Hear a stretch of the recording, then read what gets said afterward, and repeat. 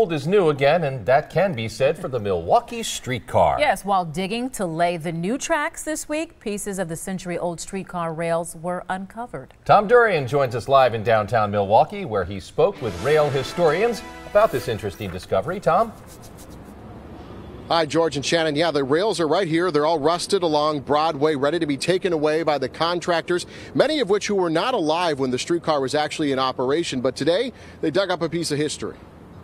At one time, there was over 485 miles of track. Chuck Damask has spent much of his life around trains. You can move a lot of people with a train. It's quiet. Electric streetcars holding a special place. The shelves at his home full of models, including this one, the Milwaukee streetcar.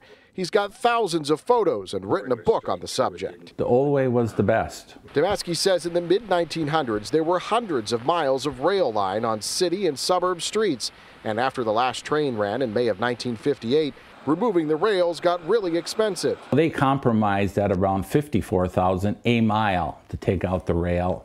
And eventually what happened is that the transport company abandoned the rail lines. So they were paved over, bringing us to today. So both an example of very old and very new. It's simultaneously going in the same footprint. Supporter of the controversial streetcar, Alderman Bob Bauman, says the trains were efficient at moving people and will be even better this time around. The quality of the ride, the amenities are like totally different. The streetcar on track to be rolling down Milwaukee streets in 2018. Almost exactly 60 years after the last streetcars ran, it'll be running again.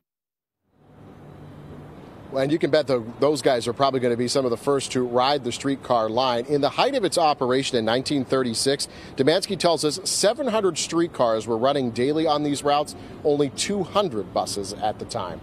Reporting live in downtown Milwaukee, Tom Durian, today's TMJ4. I love the old pictures. Thanks, Tom. Yeah, pretty cool.